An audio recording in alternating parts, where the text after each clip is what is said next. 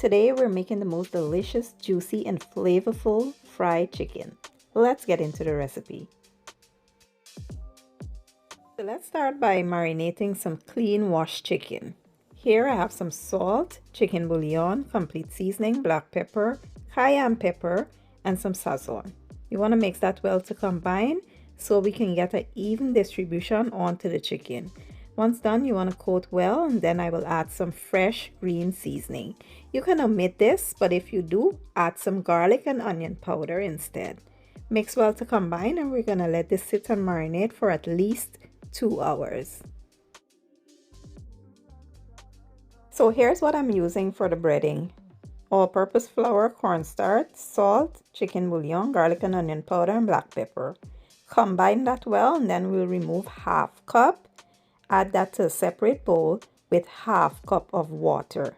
You will mix that well to combine, and this will be used as the batter for the breading. So you want to add that to your chicken. Make sure the chicken is coated well. And yeah, this will help that batter to stick and create a nice crunchy exterior.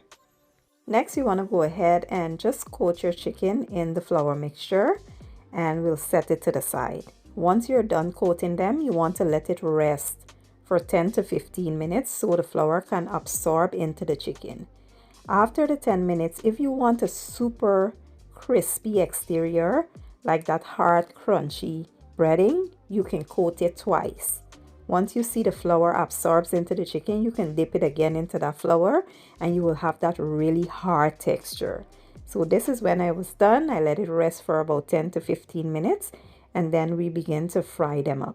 I like to fry my bigger pieces first and the smaller pieces last. So those were the thighs I was frying up, and this is how it looks once it was done. Pure perfection. And don't let me tell you about the taste. It was so juicy, so flavorful, and absolutely amazing.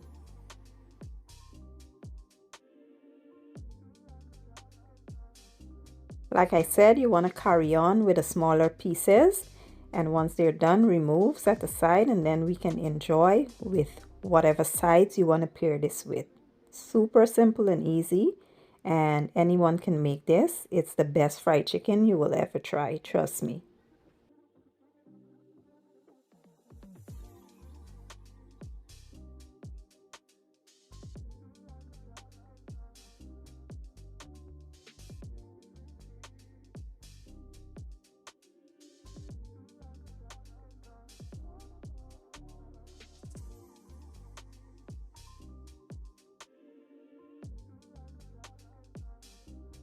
And here you have it, my version of the most delicious fried chicken. So give the recipe a try. Let me know what you guys think. I will leave all the ingredients and the measurements down in the description or the caption.